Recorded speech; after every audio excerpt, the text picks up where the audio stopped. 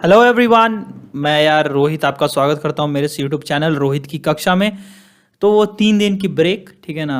आप भी समझ सकते हो यार, दुर्गा पूजा की अष्टमी नवमी दसवीं में मैं भी थोड़ा पूजा में व्यस्त था। मेरे भी कुछ शेड्यूल्स थे, मेरे भी क्लासेस के कुछ टेस्ट थे, तो मैं वो कंडक्ट अपना कर रहा था, मैं एग्ज़ाम दे रहा था। तो इसलिए मैं वीडियो नहीं अपलोड कर सका, जबकि मैं मटेरियल जरूर जुगाड़ कर रहा था। मटेरियल जो मैंने आपको प्रॉमिस किया था कि मैं आपको एडमिशन अलॉटमेंट लेटर आने से पहले वो बता दूंगा कि आपको एडमिशन कराते समय जब आप जाओगे अलॉटमेंट लेटर अपना लेके 3 तारीख को जो आपका अलॉटमेंट लेटर मिलेगी, 3 से 7 के बीच में जो आपको एडमिशन कराने की डेट दी गई है, उस डेट के बीच में जब भी आप कॉलेज में एडमिशन कराने जाओ तो आपको कौन से नेसेसरी और इंपॉर्टेंट डॉक्यूमेंट्स आपको साथ में लेके जाने हैं, चाहे वो जनरल हो या फिर कोई अदर कास्ट के हो या फिर उनका कास्ट सर्टिफिकेट TFW जो भी चीज़ें हों, क्या क्या चीज़ें लेके जानी है, क्या क्या वैलिड प्रूफ्स लेके जाने हैं at the time of admission, उस पे रिलेटेड मैंने बोला था कि मैं वीडियो दूंगा और वो वीडियो आपके सामने है। ठीक है, मैंने इतना दिन से रिसर्च करके सब चीज़ें निकाला कि क्या क्या चीज़ आपको ज़रूरत है, वो सारे चीज़ इस वीडियो में आपको मिल जाएंगे।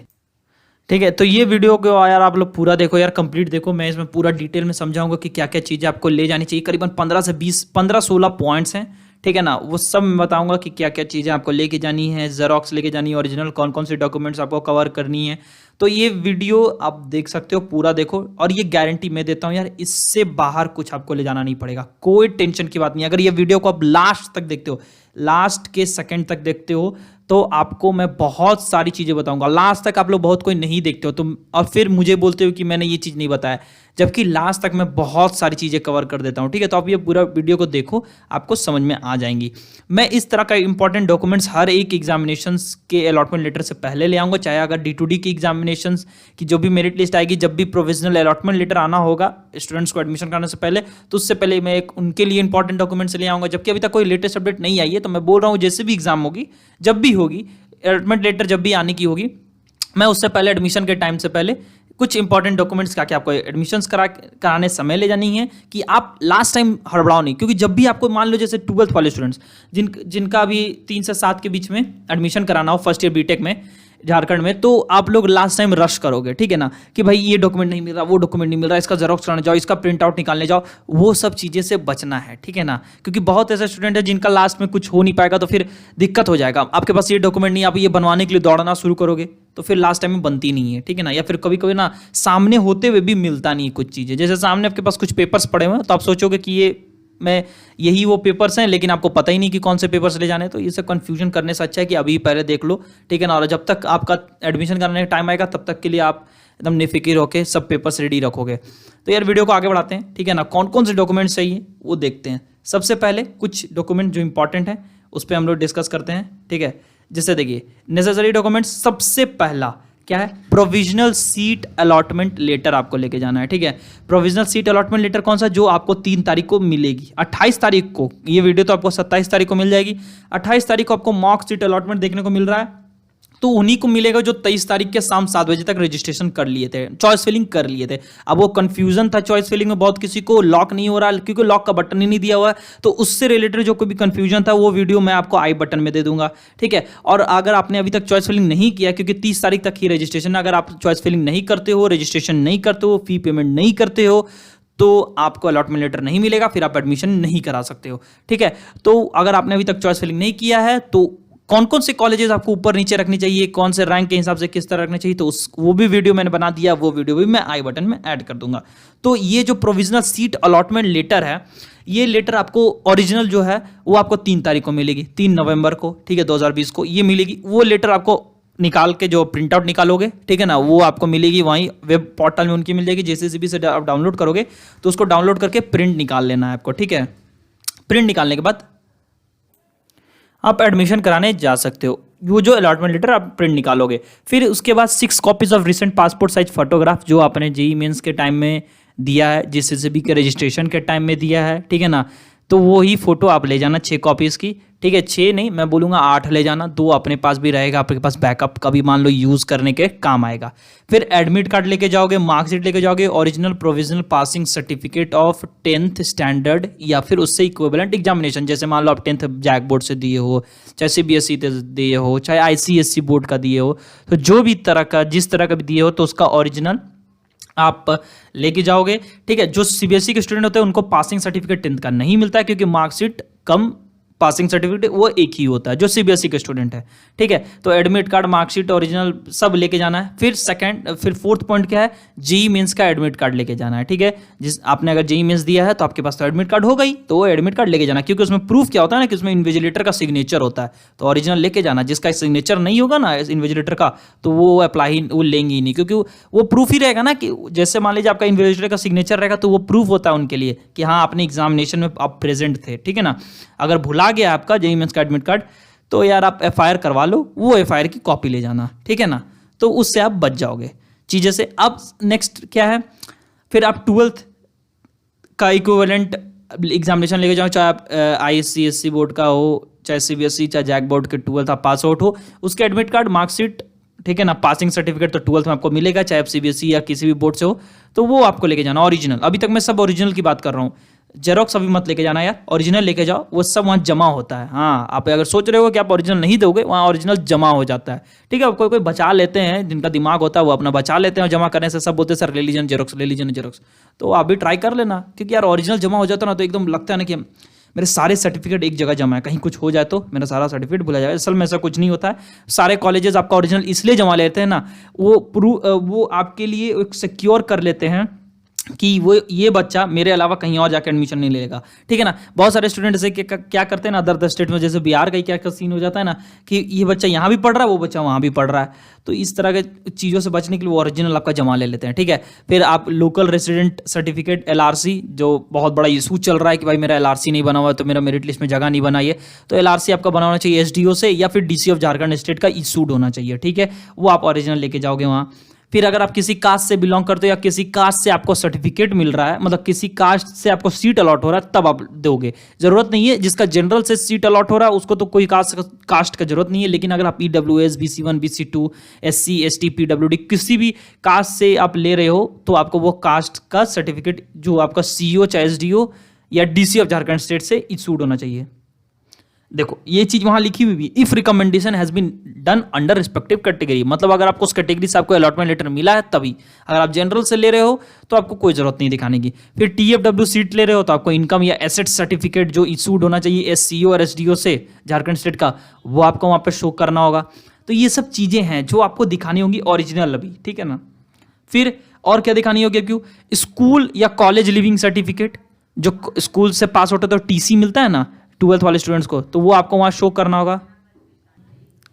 तो ये स्कूल और कॉलेज लिविंग सर्टिफिकेट CLC जो है ना, वो TC है, ट्रांसफर सर्टिफिकेट, वो आपको दिखाना होगा, तब वहां पे एक प्रूफ होता है कि आपने पास किया है, ठीक है। फिर मेडिकल फिटनेस सर्टिफिकेट, ये बहुत इंपॉर्टेंट है यार। ये आपको कहाँ से बनवाना है, कोई भी सरकारी डॉक्टर, ठीक है ना, रजिस्टर्ड मेडिकल प्रैक्टिशनर, मतलब कोई भी सरकारी डॉक्टर, सरकारी अस्पताल में आप चल जाओ, ठीक है, जो भी आपका स्वास्थ्य जांच केंद्र है वहां पे जाके आप मेडिकल सर्टिफिकेट बनवा लो अपना। एक फॉर्म मिलता है, बहुत इजी यार, कोई बड़ा चीज़ नहीं, तुरंत बन जाता है। मैंने भी बनवाया है एडमिशन कराते समय, चाहे मैं डिप्लोमा में जब जा रहा था पॉलिटेक्निक में तब भी मैंने बनवाया, फिर मैं जब बीटेक में एडमिशन कराने जा रहा था तब भी मैंने बनवाया, ठीक है। तो ये मेडिकल फिटनेस सर्टिफिकेट आप बनवा लो, बहुत काम की चीज़ है, बनवाना ज़रूरी है, नहीं बनाओगे वहाँ पे नहीं लेगा, फिर वहाँ पे पैसा लगेगा, कॉलेज में बोलेंगे कि यहाँ से बनवा लो, यहाँ से बनवा लो, वहाँ से बनवा लो, इतने पैसे दे दो, उतने पैसे बन जाएगा, तो वहाँ धांधली बहुत चलता है सब चीज़ों पर। तो सब चीज़ों को पहले बना लो, आपके पैसे बचेंगे, ज़्यादा कुछ नहीं लगता यार, 50-60 रुपये 100 रुपये लगता है।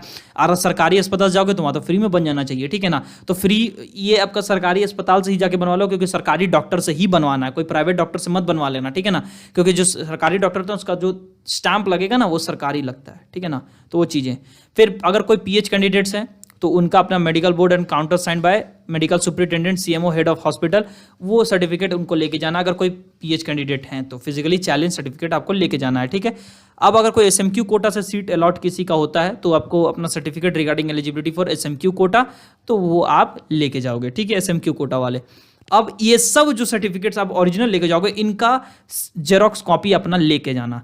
दो तीन सेट बना लेना यार, आपको भी काम आएंगे, मतलब सेट बना लेना, मतलब जैसे सारे जो मैंने चीज़ों बताए ना, जैसे ये अब देखो यहाँ पे, जैसे मैं आपको दिखाता हूँ, जैसे कि जैसे ये सब चीज़ें मैंने जो आपको बताया, ये सब 3 चीज़ें, ये जितनी भी चीज़ें हैं इन सब का आप जेरोक्स कॉपी भी करा लेना 2-3, ठीक है ना। इन सबको एक सेट में बना लेना, इस सब चीज़ों को एक सेट बना लेना, 2 सेट बना के स्टैपल करके रख लेना, ठीक है, क्योंकि वहाँ पे वो जेरोक्स भी मांगेंगे तो जेरोक्स भी दे देना एक सेट, और एक सेट आपके पास हमेशा रहेगा। और सेल्फ अटेस्टेड का मतलब उन सारे जेरोक्स कॉपीज के नीचे अपना सिग्नेचर कर देना, जो सिग्नेचर आपका चल रहा है अभी तक में। कोई डिफरेंट सिग्नेचर मत मार देना यार। जो सिग्नेचर आपने जेईई मेंस में किया, जेसीसीबी का रजिस्ट्रेशन के टाइम में अपलोड किया, वही सिग्नेचर रखना, ठीक है। इन सब सर्टिफिकेट्स का तो आप ओरिजिनल लेके जाओगे, फिर जेरोक्स सेट लेके जाओगे सेल्फ अटेस्ट करके। और ये इन सब सर्टिफिकेट्स के अलावा एक सर्टिफिकेट और है जो वो लोग वहां मांगते हैं, जो कभी भी आपको कोई भी अलॉटमेंट लेटर में मेंशन नहीं किया हुआ मिलेगा। आप देख लेना, आपको अगर झूठ बोल रहा हूं मैं तो वो एक सर्टिफिकेट नाम है एंटी रैगिंग सर्टिफिकेट, वो आपको लेके जानी है। अब वो डिफरेंस क्या हो जाता है कि यार आप बनवा के लेके जाओगे ना तो वो वहाँ रिजेक्ट कर देते हैं, ठीक है।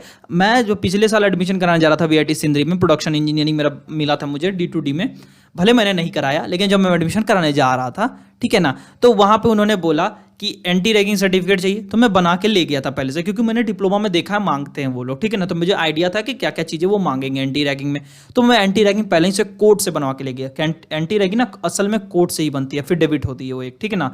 वो कि आपको कुछ भी कोई भी आप किसी का भी रैगिंग नहीं ले सकते जब आप सीनियर बनोगे, या फिर आपका कोई रैगिंग नहीं लेगा जब आप जूनियर रहोगे, तो वो एफिडेविट होता है, ठीक है ना। तो जब आप कोर्ट में घुसोगे, जैसे मैं धनबाद कोर्ट में गया था, तुम जस्ट किसी से भी बनवा लो, सबके पास होता है, 50-100 रुपये लगता है यार बनवाने का, ज़्यादा कुछ बड़ी चीज़ नहीं, बहुत स्टैम्प्स मारे जाते हैं, ठीक है। तो वो मैं बना के लेके गया एंटी रैगिंग, ठीक है। तो जब मैं एंटी रैगिंग लेके गया तो बीआईटी सिंधे में उन्होंने बोला कि ये वाला नहीं चलेगा, जबकि वही वो दूसरा बनवाएंगे, वो अपनी तरफ से बनवाएंगे, मतलब उसका वो पैसा लेंगे, ठीक है ना। तो ये सब चीज़ें होती हैं कॉलेजेस में। जब आप जाओगे ना, अगर आप एंटी रैगिंग अपना ही बनवा के ले जाओगे ना, तो वो वहाँ रिजेक्ट कर देते हैं बहुत सारे कॉलेजेस, ठीक है। अब कोई एक्सेप्ट कर ले तो अलग बात है। अब बहुत सारे एंटी रैगिंग ना वो ऑनलाइन बनवा रहे हैं आजकल बहुत सारे कॉलेजेस, ठीक है ना। तो मेरे पास इसकी कोई एकदम पुख्ता जानकारी नहीं है कि एंटी रैगिंग आप पहले से कहाँ से बनवा के लेके जाओगे और क्या होगा। तो बेफिक्र होके जाओ, ठीक है ना। यही सब आपको अलॉटमेंट लेटर में ही मिलेगा। तो मेरा ये मानना है ना कि जब भी आपको एंटी रैगिंग नहीं देखने को मिले अलॉटमेंट लेटर में, और वहाँ कॉलेज में एडमिशन कराते जाते समय आपको बोला जाए कि आप एंटी रैगिंग भी लेके आओ, तो आप वहाँ पर डायरेक्टली यही बोलना ना कि यहाँ पे तो ये मेंशन ही नहीं है, अलॉटमेंट लेटर में जो चीज़ मेंशन ही नहीं है तो मैं वो क्यों दूं आपको बना के। तो आप यही बोलना, ठीक है ना। अगर तब भी वो प्रेशर डाले कि नहीं आपको एंटी रैगिंग बनवा के लाना है, तो आप बोलना कि सर कहाँ से बनवा के लाएं, किससे बनवा के लाएं, तो वो बताएंगे तरीका कि यहाँ से बनवा लो, वहाँ से बनवा लो, तो आप बनवा लेना, ठीक है ना। हो सकता है वो ज़्यादा पैसे लेंगे यार, ऑफिस मतलब ऑब्वियस है वो पैसा लेंगे, वो पैसा लेके ही करेंगे, क्योंकि जेसीसी भी आपको कभी भी अलॉटमेंट लेटर में एंटी रैगिंग लिखा के नहीं देने बोलता है, ठीक है ना। लिख के नहीं देता है कि आपको ये बनवा के लेके जाना। जो चीज़ें बनवा के ले जाने के लिए वो जेसीसी भी बोलता है अलॉटमेंट लेटर में, वो चीज़ें मैंने आपको इस वीडियो में दिखा दिया। और इससे बाहर एक चीज़ जो कॉलेज मांगता है वो है एंटी रैगिंग। वो कोई भी कॉलेज मांगेगा, वो पैसा लेने का एक तरीका होता है यार। डिप्लोमा में जाओ चाहे बीटेक में जाओ, सब जब मांगता है। अगर नहीं मांगता कोई कॉलेज तो बहुत अच्छी बात है, मांगता है तो आपको देना ही पड़ जाता है, ठीक है ना। वो मजबूरी होती है, देनी पड़ती है। वो यार वो लोग इतना नौटंकी ही करते हैं कि देना ही पड़ेगा आपको। तो वो चीज़ आप हैंडल करना, क्योंकि जैसे से भी वो चीज़ बोलता नहीं है करने को, इसलिए ये लोग अपने से मांगते हैं कोई चीज़, ठीक है। अगर आपको मैंने एक चीज़ आपके लिए मैं एक अच्छा चीज़ बता देता हूँ कि ये जो वीडियो में मैंने जो ये पावर पॉइंट आपको दिखाया, ये स्लाइड दिखाया, ये स्लाइड मैं आपको नीचे डिस्क्रिप्शन बॉक्स में दे दूंगा डाउनलोड करने के लिए, ताकि आप ये इस वीडियो के जो मटेरियल हैं, ये सब जो पॉइंट्स मैंने देखा है कि क्या क्या चीज़ आपको लेके जानी है, ये सब चीज़ें आपको डाउनलोड मिल जाएंगी। तो एडमिशन कराने जाने से पहले आप एक बार सब अपने सर्टिफिकेट्स को मिला सकते हो इन वीडियोस को देख के। तो जिनको वीडियोस देखना है रिटर्न होके वो देख लें, लेकिन मैं चाहता हूं कि आप क्यों एक बार देख लियो पूरा वीडियो को, तो दोबारा आके देखोगे फिर आपका टाइम वो वेस्ट होगा। तो इससे अच्छा आप वो स्लाइड देख लेना कि कौन कौन सी चीज़ें चाहिए आपको। तो वो स्लाइड आपको डिस्क्रिप्शन बॉक्स में मिल जाएगी, वो लिंक मिल जाएगी गूगल ड्राइव की, ठीक है ना। तो वहाँ से आप जाके देख लेना, तो आपको बहुत हद तक बहुत हद तक वो टेंशन रिलीज हो जाएगा। तो ये चीज़ें यही थी यार। आगे मैं आपको कुछ और लेटेस्ट अपडेट्स लेके आते रहूंगा जेसीसी की तरफ से, जो भी आएगी, चाहे एग्रीकल्चर इंजीनियरिंग के ऊपर हो, जैसे बहुत स्टूडेंट चाह रहे हैं। अब यार एक सर्टिफिकेट जो सोच रहे हो कि अगर आप किसी का गैप बन गया, जैसे मान लो कोई 12th करके 1-2 साल का गैप हो गया, फिर जाके इस साल एडमिशन वो कराने वाला है, तो वो सोच रहा है कि वो गैप का कोई एफिडेविट देना होगा कि क्यों मैं गैप हुआ मेरा 1-2 साल। तो ऐसा कोई टेंशन नहीं है, कुछ नहीं देना होगा आपको। यही सब वो सर्टिफिकेट देने होंगे जो आप एडमिशन कराते समय, जो मैंने अभी आपको वीडियो में दिखाया। तो बिल्कुल निफिक्र रहें, कुछ नया चीज़ आपसे नहीं मांगा जाएगा सिवाय एंटी रैगिंग के। वो एंटी रैगिंग को जिक्र करेंगे, वो गारंटी एंटी रैगिंग का जिक्र करेंगे, चाहे आप बीआईटी सिंदरी चले जाओ, कोई और कॉलेज चले जाओ, ठीक है ना। तो वो जिक्र करेंगे। मैंने तो खुद नहीं अपना एंटी रैगिंग दिया यार, क्यों दूंगा। जैसे से भी जब अलॉटमेंट लेटर में जब दिया ही नहीं, तो मैं क्यों दूंगा एंटी रैगिंग किसी को, और मैं किसी का रैगिंग थोड़ी ना ले रहा हूँ। तो ये सब चीज़ें यार सिंपल सी, आप भी इसी तरह बोलना, एकदम अकड़ के नहीं बोलना यार, सिंपल पोलाइटली वे में समझाना कि सर यहाँ तो मेंशन ही नहीं है, लेकिन यार आपको प्रेशर इतना बनाएंगे कि आपको बनवाना ही पड़ेगा। फिर पेरेंट्स बोलेंगे यार क्या आ जाता है यार, दे दो ना यार 200-300 रुपये, चलो ठीक है हटाओ। तो सब चीज़ें टेंशन फ्री रहो, ठीक है। तो ये सब वीडियोस थी, इस वीडियो में इतना ही है यार। आपको ये डिस्क्रिप्शन बॉक्स में ये मिल जाएगी स्लाइड, आप वहाँ से जाकर डाउनलोड कर लेना, देख लेना, व्यू कर लेना, जो करना हो कर लेना। और अपने आप को ध्यान रखो यार, टेंशन नहीं लो। कल मॉक सीट अलॉटमेंट आएगी, वो मैं आपको जिक्र करूंगा, ठीक है, इनकी उसमें चेंजेस क्या क्या हो सकती हैं।